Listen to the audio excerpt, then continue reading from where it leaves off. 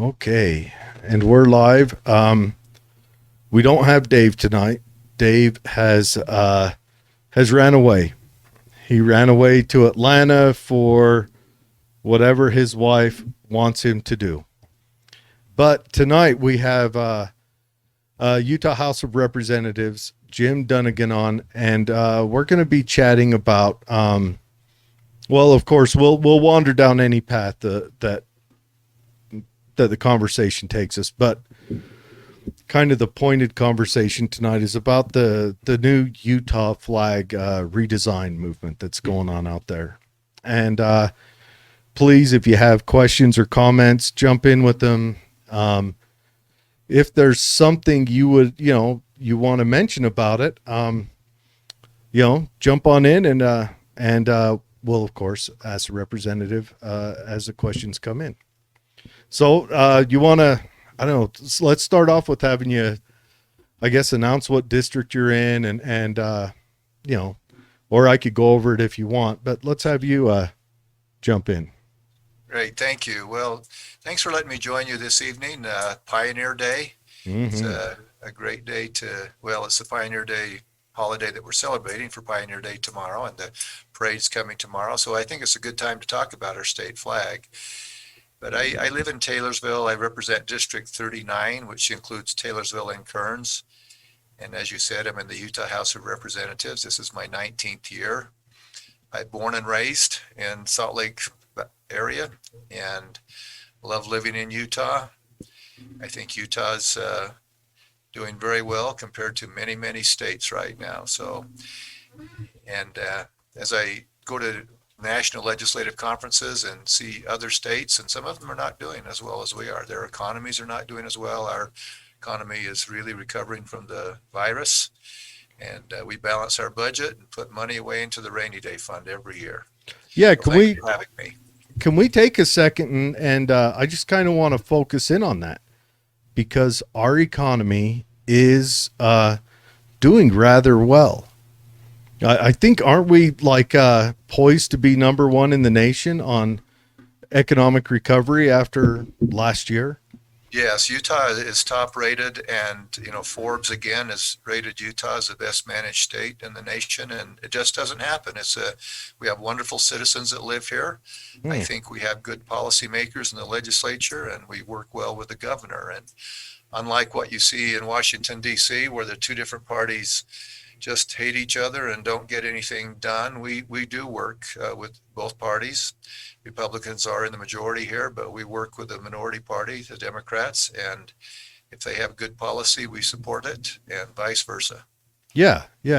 And that seems to be, I don't know, there could be multiple reasons for this benefit for the state. It could be that there's a common tie that binds this state together, the religion. That might be it. It could be, I don't know, maybe, I don't know. What are your thoughts on what might be a reason that our state doesn't seem to have as much arguing between the two parties as? I think it's part of the mindset of the Utahns that we just want to get things done. We want to accomplish things, and we try not to care too much about who gets the credit. If somebody's got a good idea, let's get behind it. They've done studies on the votes that we do. We cast hundreds of votes each legislative session, and somewhere around 80%, a little more, the vast majority of the legislature agrees. It's those 20% that we can have some strong disagreements on, but that 80% allow us to move the state forward. And people are coming here. Our state's is growing, and we have a lot of different types of industries, which helps us avoid some of the more damaging prospects of recessions because we're not dependent on just one type of industry. Yeah. All right, Greg, Dave just sent me a message. He's watching. You need to get in shot. Oh, do I? Yeah.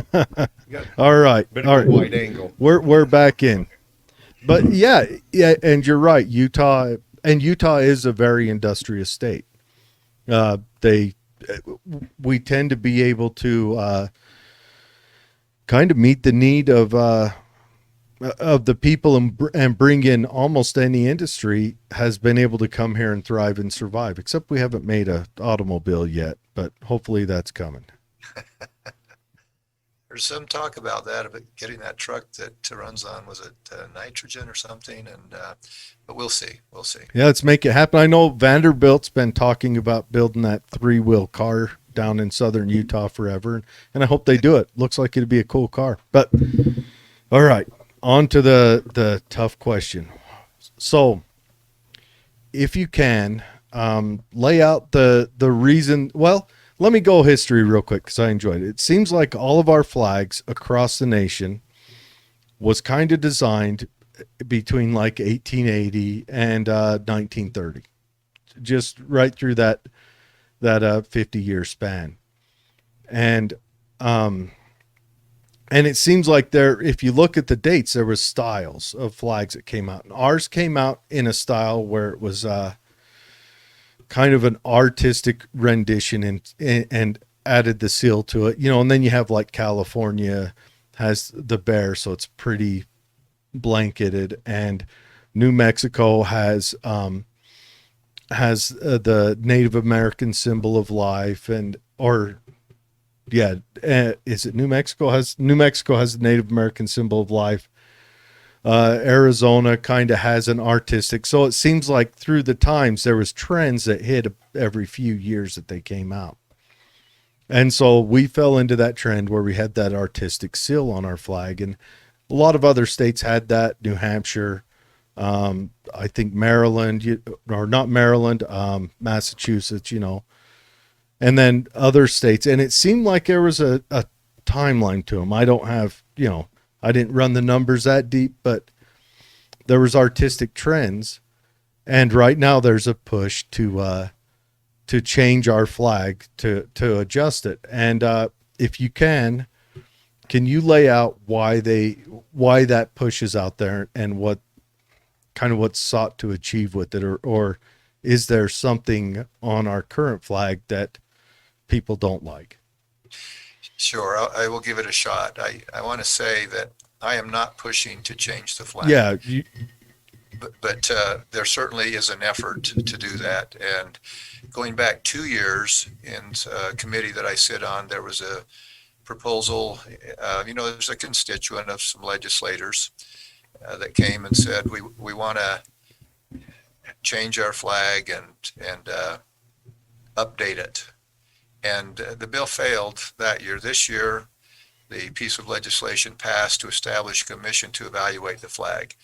And so if you listen to some of the folks that want to change the flag, they say if you look at the parameters of how you should, the 5 principles for designing the flag, keep it simple.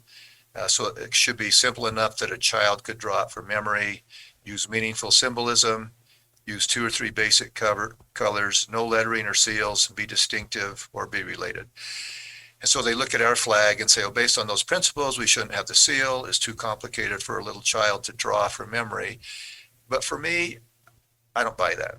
Okay, I love our state flag. I think it represents our history. It represents our pioneer heritage. And if you look at our flag, it's got the bald eagle on it, our state flag. It's perched atop the shield. That's a symbol of protection in both peace and war. And the eagle's holding on to arrows, which is a symbol of power. It's got the seagull lilies on the left and right of the beehive. They're a symbol of peace, and then the beehive's a symbol of industry. So if you look at our flag, it really captures our history. It tells about us. But there are those that say, no, we want to be able to commercialize the flag and wear it on a baseball cap. And they've gone to a store, and you can find an American flag type on a baseball cap, but you don't find a Utah flag on a baseball cap. And it's almost like they almost want to make it into a college mascot or a college symbol or something that they can commercialize. And we saw some sample designs, and they're very, very basic, very, very basic. But it's almost like promoting a sports team rather than the heritage of a state. Yeah. The proposed flag, the one that I saw, that's the most popular proposal, is definitely a lot simpler. And for those watching, I'll I'll put it up on the screen right now. And for those listening, it is you've got the beehive in the center. It's a larger beehive on a white circlet field, and the white field is outlined with gold, and then you've got blue coming in from the left and the right, triangles, white triangle on the top, red on the bottom, and then I've seen it with two white stars on either side of the center, just in the blue field, and then in the white field a red star underneath the beehive. But there are a lot of proposals out there, and if you go look it up, you'll see them all, and they are not bad looking flags. I wouldn't say that honestly any of them are bad looking. And if you are trying to make it so that a child can draw it, this would be pretty easy for a child to draw. But there is the argument that, it is probably not wiping out or erasing history, but it is, a change into the future. And I understand both sides of the argument. I understand yours, and I feel that too, that you want to keep on to the tradition. And then I understand the other side. Make a flag that, if you saw this, if you ever been to any airport that has all the state flags flying, I think of Savannah Airport. This would be quite easy to recognize. Yeah, and one of the arguments is that, back in the nation's capital in Washington, D.C., where they have all the flags there's a lot of flags that have blue in them. And so Utah doesn't really stand out because there's a lot of blue flags. But generally, for most Utahns, I don't believe that's how or when we see the state flag. Normally, we see the state flag when we're at a government building, or you go to the state capitol, and it's flying in companionship with the U.S. flag. Mm-hmm. And so my office at the state capitol is on the fourth floor, and it looks right down State Street. I got a beautiful shot right out of my window down State Street, and the flagpole for the state capitol is right outside my window. And on the top, there's Old Glory, the American flag, red, white, and blue, and then right below that is our state flag, largely a blue.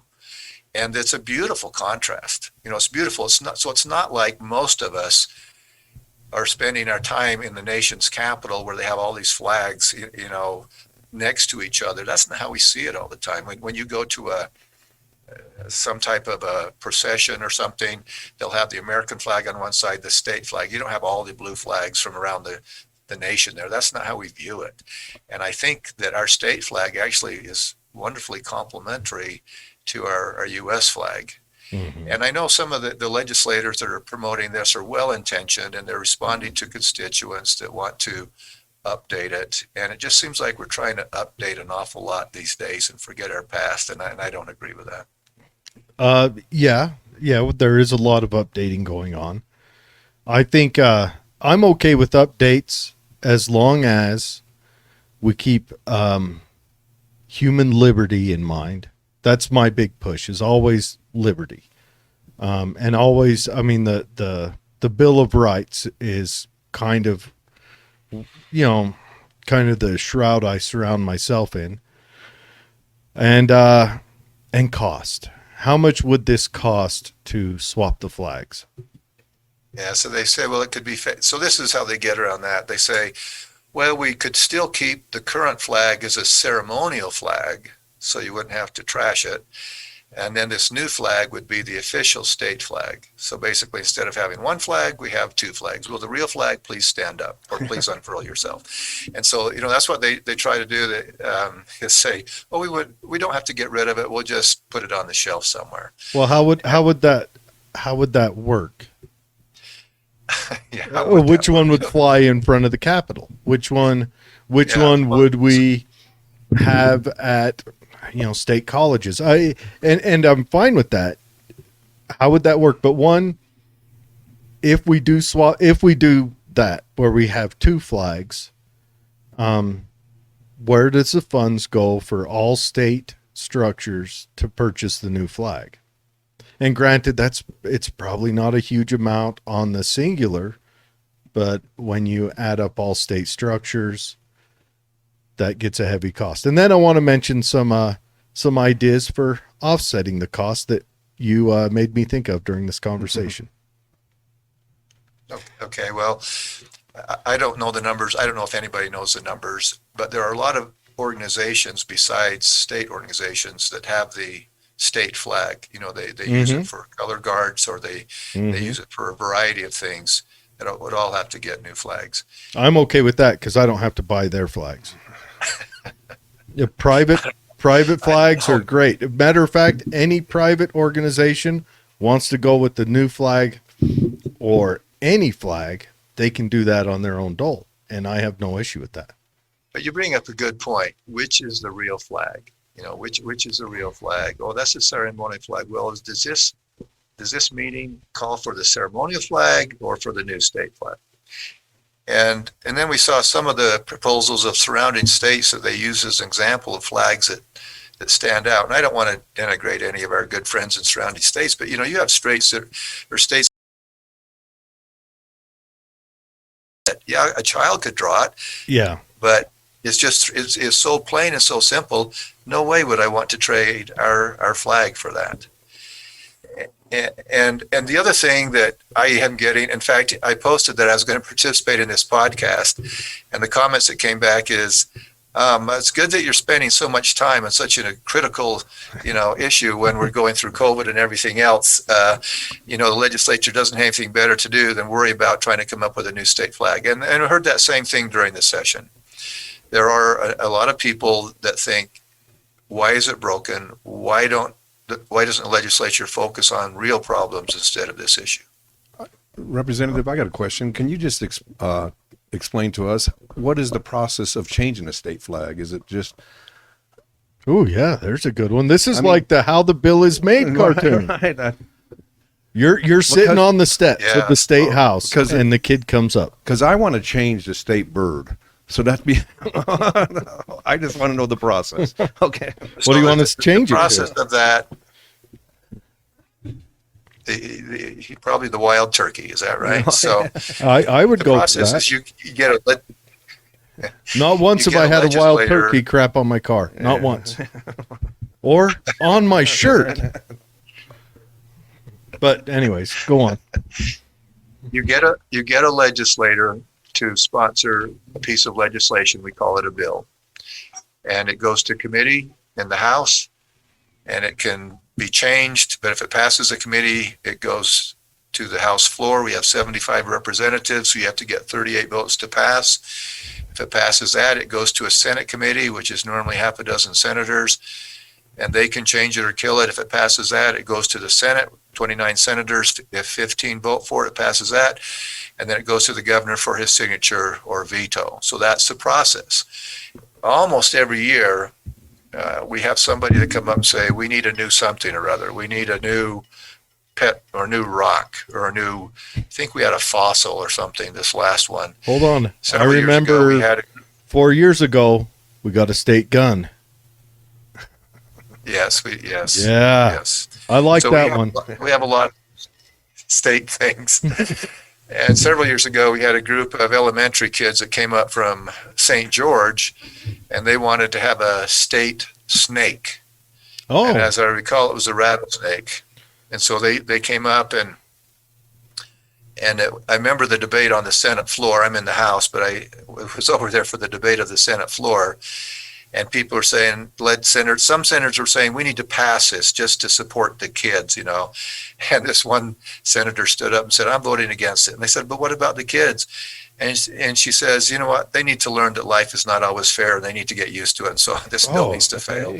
But it turned out that the snake they wanted as a state snake was not indigenous to Utah. And so it kind of died under its own scales because it wasn't a good choice. The state boa constrictor, maybe the state Burmese python. No, we have all. I get it, and you, I imagine, being up on the hill, you'll get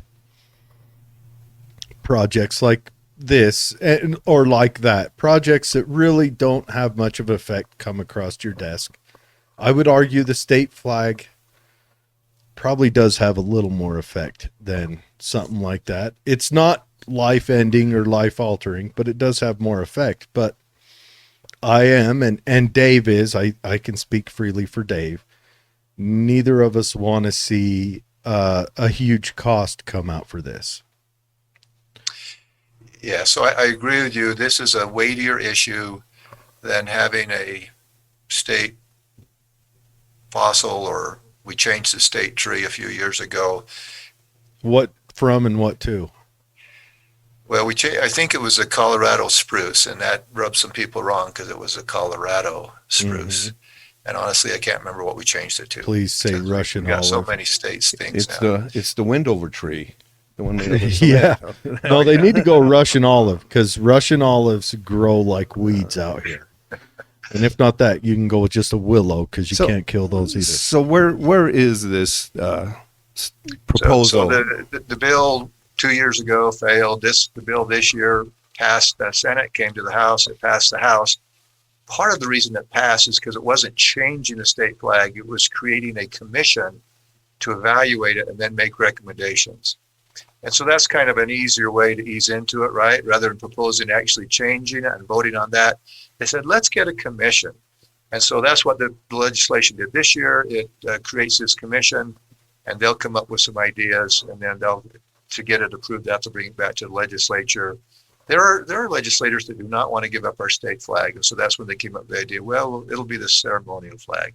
And I don't know the criteria for how you determine which is the real flag for which occasion, and what the expense is. There's a lot of state flags throughout the state. Oh, And yeah. so Every city, every county house, well, is there a way, an idea such as this, to put it on the ballot? Have the committee pick 3 or 4 different flags and put the original flag on the ballot, and then put the 3 or 4 after. And I went cruising through the different flags, and there are some interesting ones. There was one with the velociraptor on it that I'm a lover of dinosaurs. I'm afraid I would, revert to my 8-year-old self and click yes on that one. So it's hard to put more than 2 choices on a ballot. Yes, you could put it before the citizens, but if you give them 3 or 4 choices, you may end up with a plurality vote where 26% or 27% is the winner, even though only 1/4 of Utahns want that flag. But that could be done. It could be done. More likely, if you're going to do it that way, you'll come up with a single candidate to replace the state flag, and then that would be do this or that. But then you've got some additional expense to put that on the ballot, in addition to having to change the flag out if it passes. So that's an additional expense. Okay, now I've got an idea. All right. As in industry, the new flag is made so it can be sold on ball caps and T-shirts. Well, let's start doing that. You want to pay for it? Let's start selling stuff with the flag on there and see if that won't cover at least some of the cost to replace it. So it's an interesting idea. I mean, certainly the sports teams do that. Mm-hmm. How the copywriting would work on that, I don't know. And how you collect a royalty on all that and actually collect it from people that just go and print it and sell it could be a bit of a challenge. So- That's an interesting idea. So are you on the commission now? No, I am not on the commission. I'm sure they would not let me on the commission. So when they make a commission, I guess, do they volunteer for it? Do the representatives So volunteer they'll for it? have criteria, and they're like the legislative leadership will appoint 2 people, the governor will appoint 2 people, they'll get different organizations to appoint 2 people or 1 person or something, and that'll make up the commission. And often they'll have we want a member. Oh, I just noticed your shirt. I like that eagle you got on your t-shirt. Oh yeah. He's sporting a patriotic number. Yeah. Yeah. The the viewers and listeners can't see it because we've got shirts cropped out. We're just floating heads right now. And, but yeah, he's got an eagle with a Yeah. blue with white stars, bandana on. Yeah, it's my UTV riding shirt. Your UTV, right? So it's committed to a job. Yeah. And now I'm going to go get a Utah flag just to fly on it next time I go riding, just Well- just to support the flag. How's that? And that's you know, and honestly, if a ballot like that came to me, unless it was the Velociraptor, I would be hard stretched. I mean, the new proposed flag looks good, and the old flag I'm familiar with it, and it looks good. But I mean, I could see both points because it really is. You don't see the Utah flag flown at many homes like you see other state flags, and Very so true. But I agree. There's other things you should be concentrating on, I would think, in this day and time, rather than changing a flag. I mean, we between the drought and the earthquake last year and COVID and getting the economy going again, the biggest thing I hear is really, really this is the best you guys have to work on. Another concern that I have, what happens 10 years from now, 15 years from now, 20 years? They're going to redo the flag again. We get so far away from our history and our heritage. We're thinking after all these years, as you pointed out, it's been around for quite some time. Okay, let's do a redo. Then what happens another 20 years? We do another redo. And pretty soon we have no idea where our state started or our heritage. Yeah. And I'll tell you what, if you want some interesting reading, just go down. There's a website that's dedicated to the history of the state flags. And it talks about all of them, mistakes that were made, like our Utah flag. You'll notice that it has different dates down at the bottom. And that's because there was some, it has 1847 and 1896. Well, that's because there was a mistake made in an ordering, and so the Utah State Legislature, rather than, because back then they were, flags were probably extremely expensive to reproduce. They just said, "All right, we're going to go with it," and then the original flag had the blue filled, but the seal was on a white circle, and the white circle wasn't outlined in gold. But when we ordered the flag for the USS Utah, it showed up as the one we see now. So the Utah State Legislature just voted and said, all right, we're just going to change our flag to match that because we have a ship with the name of our state out there ready to, go fight a war. We're going to support that ship, and we'll change everything else in the state to support that one ship. So those are interesting stories. I love the history you've done on that. That's great. Thanks for doing your homework. Oh, you're welcome. And also, it's something I enjoy to do. It wasn't a sacrifice at all. If you make me read a romance novel, you're not getting nothing out of me, though. That's where I come in. Yeah. So we got Greg for. But, Greg will bring the saucy. Yeah. But so do you think commission comes back, they change it? I mean, usually when a commission comes back, they want to justify their job, don't they? So something's going to have to change. Yeah. Well, they'll come back. They'll come back with a recommendation to change it.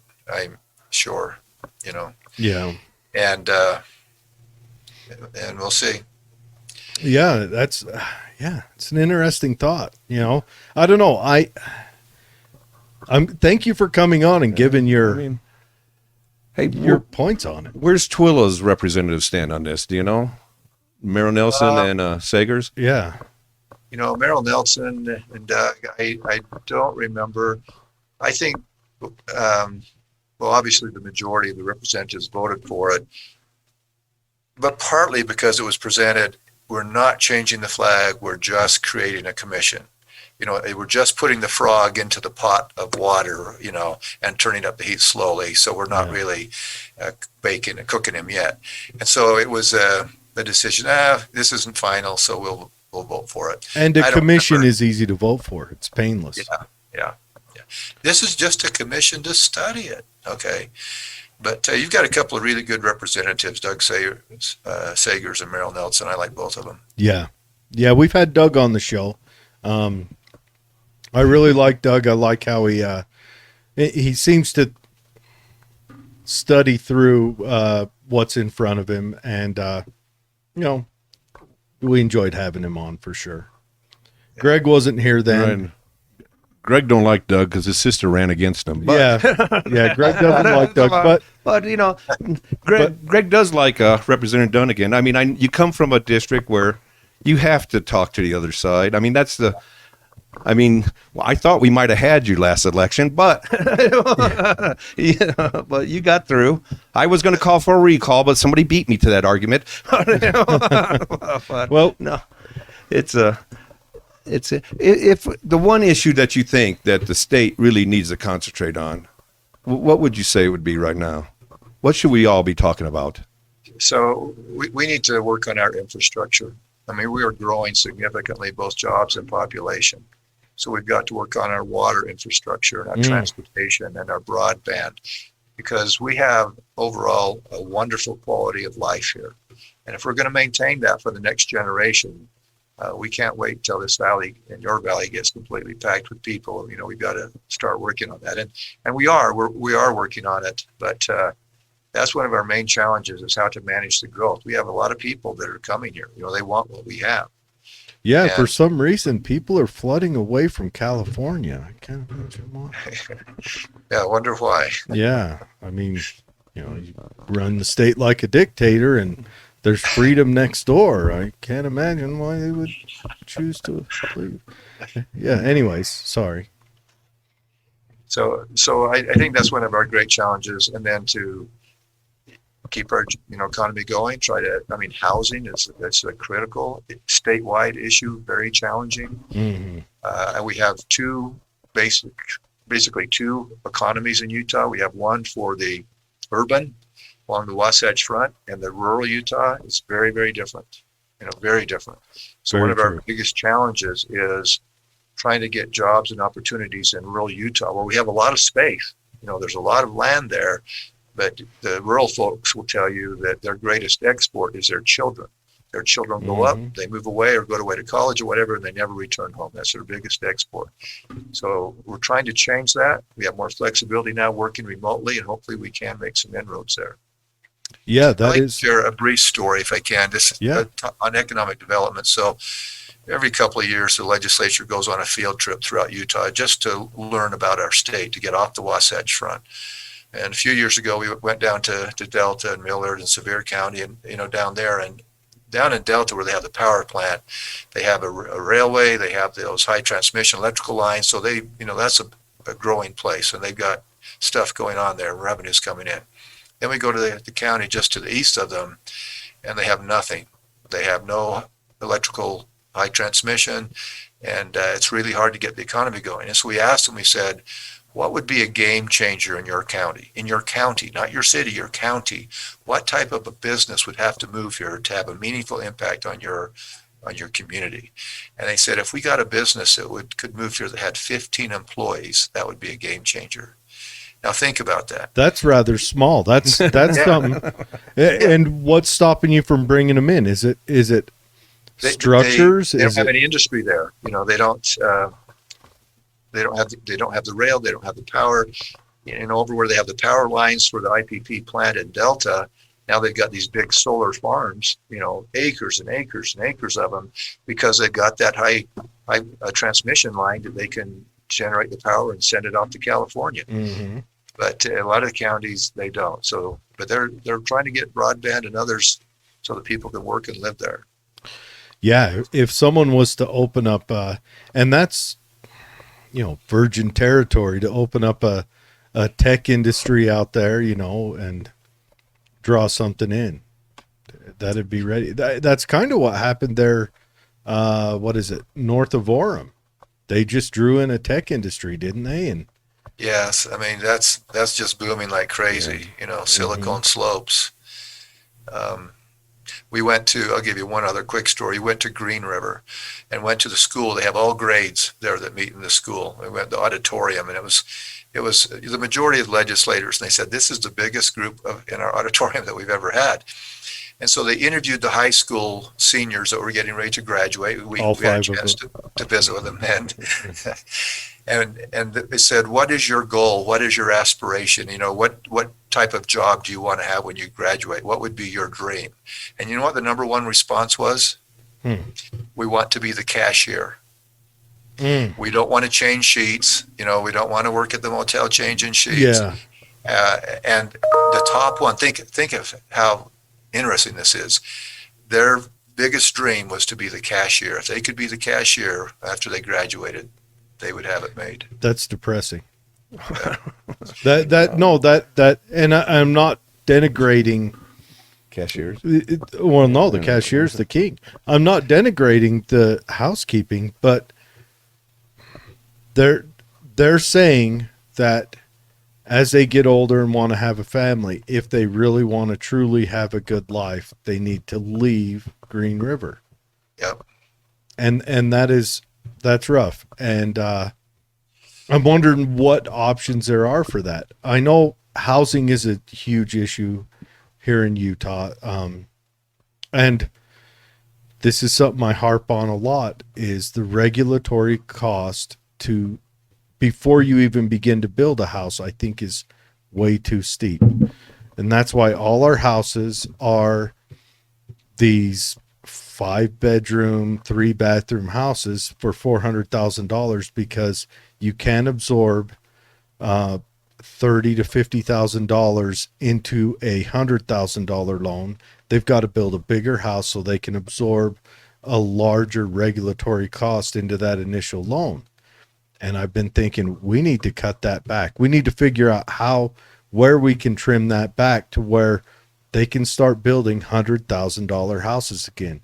A family just barely getting married, fitting to have one kid, they should be able to buy a 2-bedroom house. And there are none being built, not one. Instead, there's just rental properties. The challenge statewide, it really is. And construction costs right now, after COVID and things got goofed up in the pipeline, it's a real challenge. Lumber, so there's a lot of reasons for the expense. Regulatory climate is one of them. Well, that expense existed before. They haven't built a 2-bedroom, 1-bath house in the state of Utah. I'll bet there hasn't been a new one built in 10 years. Well, and some communities require a certain size house. You can't put a little thing, but it's starting to change. I will say it's starting to change. We're really making an effort into trying to get more affordable housing on smaller lots, smaller square footage to make it more affordable. Yeah, and we can. I mean, the lot size could be the same, and I think that's. But a 2-bedroom, 1-bathroom house with a decent front room and all that. I mean, I don't know. The zoning depends on probably what city you're in, but we've got to get that regulatory cost. That's the cost that the guy who builds a house has to go through the city and the state through to get started. We've got to get that down. We've got to get that normalized to where they can even look at building smaller houses. That way people can buy a starter home. Someone can build some equity in a starter home and then move to a bigger home with that equity at the same time as they sell that starter home to someone else who's going to do the same thing and build that ability to have that generational wealth. That's such a dirty word in big cities right now, but that's how you build it. Well, there's certainly need. I mean, a starter home now is $400,000. It's just horrible. And there's not one that's not a McMansion. I haven't seen a house built. I haven't seen one built in over 10 years that isn't something you'd look at and go, that's insane that, a brand new couple, she might even be pregnant. That's too much, And so they're jumping in. First of all, they're taking on too much debt, which restricts them building further wealth. And then if they can even get into it. It is a challenge. I want you to know we are sincerely and earnestly working on it, trying to come up with ways to reduce regulation and make it more affordable for people to get in. They need housing. And there's Outstanding. a lot of housing being built. I mean, you look all over the place. Yeah. You find a piece of land, somebody wants to build a house on it. I can remember when Twilla was designated rural. It can't be designated rural anymore, is it? I mean, Representative Gowns, he used to be in charge of the rural caucus. I love Representative Gowns. I know him. So, yeah, it was. I think he wears cowboy boots, and he was a good old. Yes, he was. But now there's there's no more rural out here. Well, there is still rural out in the county. The city still has some farms, and we're gonna be hooked to Erda, which is gonna be hooked to Lake Point, which is gonna be hooked to Taylorsville. We're gonna be right out there with it. Give us 10 years. I'm waiting for Grantsville and Tooele to connect, but I'm really waiting for that. And that's just the housing thing. I think we beat on that one for a minute. What about water? Yeah. What are we looking at with that? Because that in my day job, I rely on the water. What are we looking at with that? We've heard about the Bear River project and things like that. Is there any headway going? And I did pray like Senator Cox, and I don't think it helped. I don't know. We got a pretty good ranger. Well, I prayed in it. If that was your prayers that did that, Was it? Oh, Hey, my sister's basement flooded. did it? Oh, And her neighbors. maybe I prayed too hard. Her neighbors that lives next door to a horse pasture. I'm going to try flooded the as lottery well. next time. So let's talk about the guy who lived next door to the horse pasture that flooded and what went into his basement. He's in bad shape. So water is a challenge, and as the governor said, we've got to see if we need more reservoirs. We've got to store it. We've got to look at conserving it. The Bear River projects, I've been put on the hold for a number additional years because with the changes that people have made in conservation and stuff, there's not the demand for it now. Fortunately, the Bear River still is a good water supply that can be tapped into. It's the Colorado that's really being drained. And so we passed a bill this session to look at our compact in the Colorado and to see how much additional or how much water can continue to go downstream. So those are going to be some big battles over, and it's not easily solved because it's not something you can just create. We're out in the desert. Yeah, you got to divert it, you've got to store it, and you've got to manage it. So in your opinion, where are we on the emergency spectrum with the water? Are we like leaning toward we better do something quick or So I think we all need to do our part. The water districts have said we're not in jeopardy of running out of water. And, I was in the Uintas, the high Uintas camping last week, and surprisingly, the streams are running pretty good up there. And they feed into the Bear River, at least where I was. And they're down some, but not like I expected. And there's still a lot of good water that feeds into the Bear River. And but I think it's time to evaluate how we're using our water and what we're using it for, and to prepare for the future. And I think we've got to figure out additional ways to store it. So when we do have runoff, we can thank heavens our ancestors decades ago created many of the reservoirs that we're enjoying today. That we have that water in it, and we're going to have to look at doing more. Yeah, that is true. Yeah, I've been eyeballing doing that xeriscaping in my front yard. Keeping a lawn green, one, it's a pain in the butt, and two, I've heard that it consumes 70% of the water in the state on the culinary water delivered to your house. I don't remember. Agriculture takes a lot, but Yeah, agriculture is important because we want to eat. Right? The agriculture, no, I want to keep them with water. I'm saying the culinary water delivered to a house, that most of it, now granted, they probably only measure during the summertime. During the winter, if you're watering your lawn, you need to come by. We'll have a chat. I'll break it down for you. You're in southern Utah. Yeah. But I like that, and the xeriscaping looks good. Now, if I had my druthers, I would have concrete poured from sidewalk to the back fence and cross and paint it green. and then I just go rinse it off once or twice a year. But yeah, water's an important thing, and I think we all need to step up and become very conservative with how we use water. And I need to ask Greg to center himself. Oh, center, yeah. Okay. Dave will start yelling at us again. And Dave is watching. He's just not able to participate. Because water's always been a concern out here in Twilla. I can remember back in the 90s where it's, and then we put in like 4,000 houses, and you're thinking, if it was a concern in the 90s, it has to be a real concern now. Yeah. Well, and they dammed off. I mean, what canyon has a creek now? They've culverted all the creeks and captured all that water, which is good. Yeah.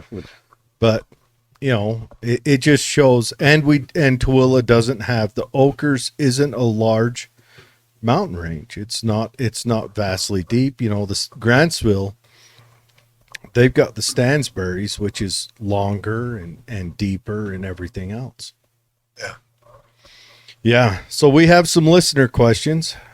Are you ready to run through some of the, Sure, go ahead. maybe not your constituents, but some of them might be. We'll start off with Rona says, in the words of Michelle Obama, Barack knows that we are going to have to make sacrifices. We are going to have to change our conversation. We are going to have to change our traditions, our history. We are going to have to move into a different place as a nation to provide the kind of future we all want desperately for our children.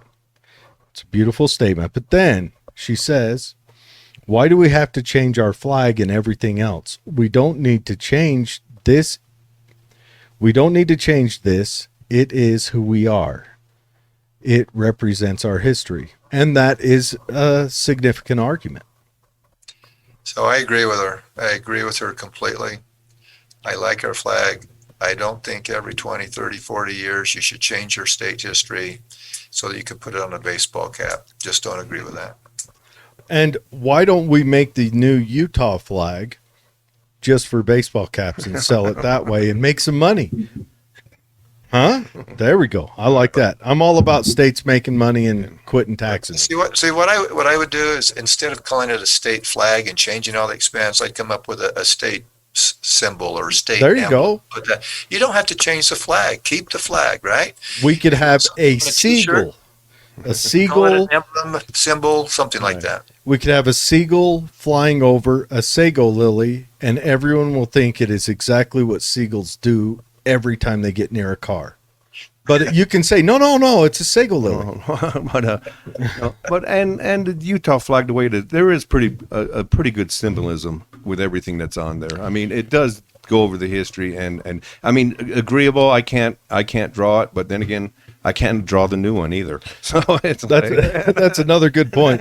When I get to that beehive, it's going to get awful squiggly. I can't, but no, there is a lot of history just in that flag, which would cause one to wonder, you know, why is that there? Why, you know, so. Yeah, and I'm not opposed to either flag. I'm really not. If I would like to see it go out for a vote. I know, here's me fighting for democracy.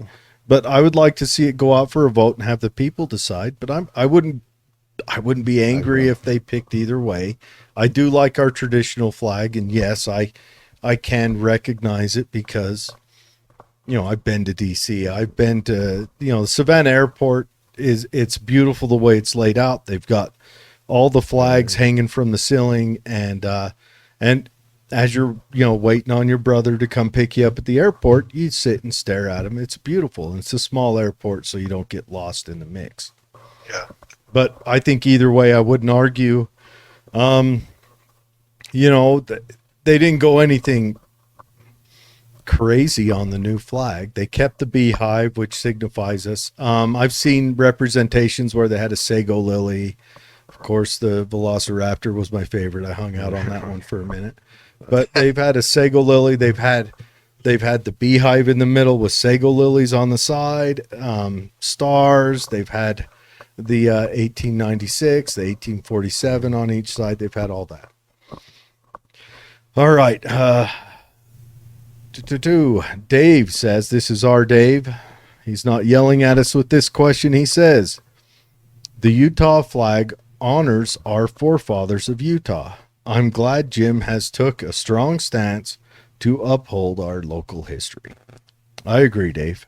And I agree. Yeah, and I'm glad that even if you were against me, I'm glad that at least you're taking a stance on what you believe in, arguing for it. I think it's unfortunate if we forget the symbols of the sacrifice that has gone forth so that we can be a state. The pioneers, and it's, interesting that you're having this podcast right now because Pioneer Day's tomorrow, and our pioneers suffered, they struggled, and I'm entirely okay with honoring them and remembering some of these symbols of their struggles and their challenges and what they went through. Yeah, yeah. Hey, and I want to offer an invite by proxy for my father. Come on out to the Donna Reed Museum. He runs a museum out here in Grantsville that talks about not pioneers to Utah, pioneers that went further west. Yeah, I'd like to see that. Yeah, come on out. And all you got to do is send me a message, and trust me, he'll open it up, and then he'll tell you all about it. And he's a good storyteller. Good. All right, so we have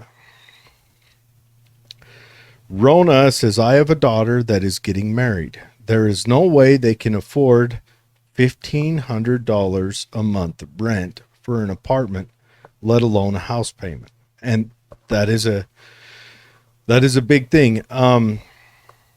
Right now, the housing market is scaring people off, and the apartment market isn't any better. And that is very true. There is no apartment market, is there? I mean, it seems like something goes up, it's gone the next day. Yeah. So it's hard to find a place. It is. Well, especially a place in a safe area. And there's, and I don't know, would make that'd be an interesting study where we have a lot of urban decay going on. Would making housing more affordable, cutting some of the red tape that you can. I never want to take a commercial industry out of the project. I never want to. I'm a pure capitalist. I never want to cut red tape that hurts the capitalists. I'm all about cutting red tape that restricts government. And would that be possible? And would it slow down some urban decay? So the rebuilding, I love the concept of going in and rebuilding and revitalizing areas. There's just the housing, there's a lot of components to the housing. Okay, one is getting workers. The contractors, they're having a struggle getting qualified workers. There's such demand for it. And it's not just in housing. You look at many, many jobs, it's a struggle to get workers. So you've got the regulatory environment, you've got the construction costs, you've got labor costs. Labor costs have gone up significantly and beyond construction. And you've got this confluence of all these things. And it's not just Utah. Many of our surrounding states, Idaho, Arizona, are experiencing not as severe as we are, but the same concept. There's a lot of folks moving to Idaho now, and they're struggling to find adequate housing as well. Now we're working on it. We put millions of dollars into a housing fund, and we've got a commitment from some of the largest developers and other benefactors to more than match that with significant dollars to try to create affordable housing. So we'll see that rolling out in the next number of months and into next year. We're trying to make housing more affordable. Yeah, what can we do to get I don't know if I could leave you with something on that. What could we do to get the size of new houses built? Can we get some of them smaller? What is I understand the regulatory costs from talking to developers. They're like, we can't build anything that small. No bank will give a loan where you have to absorb 50% of the value of the loan in the initial loan. No bank will do that. No one will. I mean, the VA will look at that and say, you're out of your mind. You're high.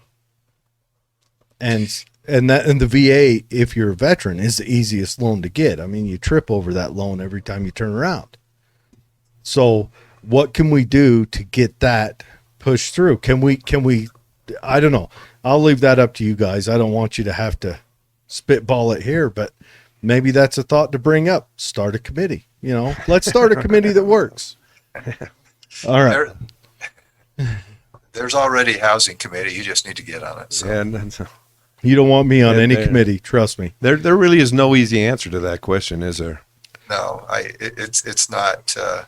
Because you got a contractor who wants to make money. I mean, everybody wants to make the bang for their buck. I mean, the market for a little house really, I don't know. I mean, I guess I've been in the same house for 40 years. Maybe I should upgrade. Upgrade what? I've been with the same wife for 40 years, so maybe I should upgrade both. I mean, I don't know, but She might be listening right now. she probably is, and she's probably going to. All right, I got a spare bed. But no, I do sympathize with a couple. I mean, that's why a lot of 20-year-olds or 30-year-olds are still living with mom and dad, is because there's nothing out there. It is. We have flipped something in the society, and you're right. It is all our surrounding states, and then we've got people from the Pacific coast moving into our states and driving the prices up. But how long till we can go flip California? Yeah. So if you talk to some of the people and the legislators from central and southern Utah, they're seeing some of the influx from out of state. The people come in from California and elsewhere, and the prices here, while they're going way up, are still look very, very attractive to them. And so it's hard for kind of the homegrown Utahns to compete with that. Oh yeah, when it's $500,000 to buy someone's shed out back, they come here and they're like, oh, for that much I can buy a house with grass. That's great. Yeah. But we do have lots of questions. We have lots of comments too. Kendra says housing is outrageous. Utah is horrible for housing prices. We all agree. As a single parent, how is one supposed to be able to pay rent and even buy a house here? I have a really good job. I can't afford to buy. They just built homes down the street from me, right on top of almost a really ghetto trailer park, and the low going price was $350,000, and the lots are small, and that's down in Grantsville. I know Kendra, and I know what houses she's talking about. The lots are, the 0.18 of an acre lot, I think, is the minimum in Utah, unless you get special sign-offs. And the houses fill up the lot. If you want to access your backyard, you better have a really skinny vehicle. And that's true. They overbuild houses. Every house, there isn't a brand new house that is 2-bedroom, 1 bath. The starter homes. I would argue they probably haven't built a house like that since the 90s. But let's just go back 10 years versus 21. So it's not easily solved, is it? I understand that. We're working on it. In fact, a committee I serve on in September, we're having another hearing on affordable housing, and it's a work in process. If there was easy answers, we would have done it by now. And we're not trying to beat you up. No. I promise you that. Is there talks about the regulatory cost? Yes.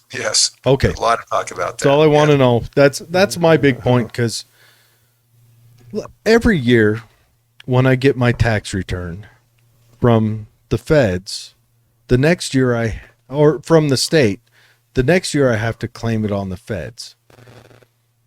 Why do I have to claim taxes or a refund on taxes I already paid?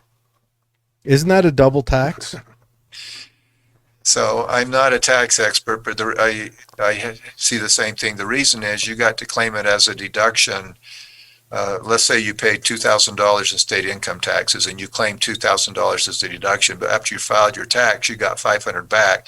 So you only ended up really being taxed $1,500, but you took a $2,000 deduction. So the next year you've got to add it to your income. Yeah. I mean, a person could pay double or triple what their taxes really going to be, get a deduction for that. And if there was no recapture, that would not be fair. You sounded like a tax man. Yeah, to me, that was good. to me, when I witness this, it feels like rape. Yeah. Not to, denigrate or to lessen that, but it feels heinous. And then you explain it. It didn't lessen the blow any, but it, at least you put it into words. All right, so we got some more. Rona again. For apartments that are 1,500, they are wanting 3 times rent per month income. Okay, I'm not. Let me try that again. Maybe I stumbled. For apartments that are $1,500, they are wanting 3 times rent per month income. All right. I'm not understanding. I do. Well, what she's saying is they don't want more than a third of your income to go to rent. Oh, yeah. No. Okay. Thank you. Yeah, and that's true. That's kind of the fiscal breakdown. I mean, that's reasonable, but in today's marketplace, it may take more than that. And so that's a hard threshold to meet. It might take 40%, might take 45%. Well, isn't the price of rentals and even for homes, it really is a result of capitalism. I mean, you're getting the demand is there, and that will drive the price up, isn't it? So only the way to bring it down would be a regulatory or increase the supply. Increase the supply. So you go back to supply and demand. There's a lot more demand now than supply. Right. So you increase the supply. The hope is that will help moderate the pricing. Yeah, you increase the supply. I say you decrease the regulatory demands on it, because there is a cost to building a house. A cost not in just the products, but there's a cost to take the blueprints down to the city and have the city sign off, and they've got to come and inspect you at partial times, which each time costs, which last time I looked up, the average price to build a house in the United States, and this is covering all the United States. Utah is not the top end of expensive house building markets. We sit dead in the middle. But the average cost in the United States hovers between $80,000 and $94,000. If you have 80, let's say in Utah it's $50,000 of regulatory cost. And research this, you can dig in deeper. But let's say even $30,000. How are you going to absorb $30,000 into a, let's go $150,000 home? $150,000 home will cost you about $850 a month. That's affordable for your average, initially married couple. But how are you going to absorb $30,000 into a $130,000 home? That's a loss of, right close to a quarter right off the initial signing of the loan document. And most banks are going to look at that and say that is a substantial loss the minute you sign. And the bank's not going to want to give that loan. That's a lot of risk on the banks. It is. So that's a challenge. And the average in the United States is upwards of $90,000 on regulatory costs. Now, granted, New York, Virginia, Massachusetts, Maryland, and let's not forget our friendly state that I'm going to flip in about 15 years, California, is probably weighing that heavy. But that's a heavy cost. That means that the developer has to go in and build a house that a bank will give a loan for. So he has to build a house at such a size and, whatever expense. They have to use perfect marble on your toilet seat, whatever, just so that when you drop that loan contract, the bank will say, yeah, we can go for that because we can turn that house around. I understand what you're saying. It's a challenge, and there's certainly other states are much more egregious than Utah. If you compare us to New York City, Utah looks pretty good. I've got another commitment pretty quick. Yeah. Are there any other questions you want to hit? We'll just go through comments real quick. All right. Kendra says housing is outrageous. One cannot afford to live. The Great Salt Lake is disappearing. Without the lake, we aren't getting the lake effect, and we're not getting salt, which is my day job. The Great Salt Lake is shrinking. That is what was giving us lake effect in the major snowstorms. Yeah, and that's a question. Did the Great Salt Lake draw in the snowstorms, which becomes a cyclical event? Rona says it's not just the size, but it's all of the luxuries. We need some starter homes, apartments with basic kitchens and bathrooms. Hey, now I have a quick question before you leave, Representative. When you see on your Democrat other side, is there one Democrat where you could put your arm around and say, "Hey, I really like this person," and who is the Democrat that you see that you run away from? That you say, "Oh gosh, here she comes," or he comes. So there's more than one Democrat that I'm glad to put my arm around. One of them is Senator Karen Maine. She does a terrific job. I like working with her. Where's she out of? What's that? Where's she out of? She represents West Valley and some of Taylorsville and Kearns. And another one's Janie Iwamoto, represents Mill Creek. And I've worked with both of them on issues. They sponsored my legislation in the Senate, and I sponsored their legislation in the House. And there are others. As far as the Democrats I run away from, there may be some I don't agree with, but I don't run away from anybody. All right. Yes. Hey, thank you for joining us. And thank you for taking the time and, breaking this down. I know we started out on the flag and we ended up on housing, and I think we walked past water. I think water was mentioned. Water was pretty mentioned. But housing is a big pressure, and that's a big driver.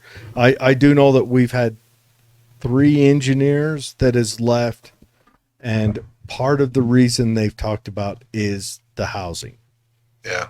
Because they're getting out of college and they want to start their life, and they're all able where they're going to buy housing, except for one of them. He went to California. He's going to get shot at in the street. Okay. But anyways, thank you very much. Thank you. Everyone, Representative Jim Dunnigan, he's, you guys in Taylorsville, you're well represented. That's what I have to say. Hope you heard that.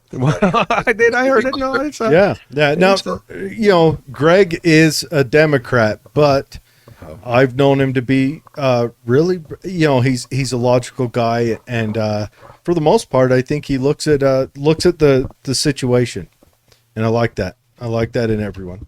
Thank you for the opportunity. I'm going to mention, since you live in Tooele, maybe you go out to the west border sometimes. It was my legislation that raised the speed limit from 75 to 80 miles an hour on the interstate. My hero. You are welcome. You are my hero. Now, how long till we get 85 out of that bad boy? It'll probably be a while. Okay. 7 weeks. 7 weeks. I'll give you 7 weeks. I'll call you tomorrow. We'll start working on something. We'll see a new flag before we see 85, huh? Yeah. Oh, priorities, people. Priorities. Hey, I drive out there to work. I love it. I only do 85. Anyways, thank you very much. Thank you for joining us. Thanks, gentlemen. Have a good weekend. If you've ever got a pressure coming on, please feel free to reach out that, you need to get a message out. Okay, even if we just need to mention it anytime. All right. Thank you very much. Thank you. You have a good night.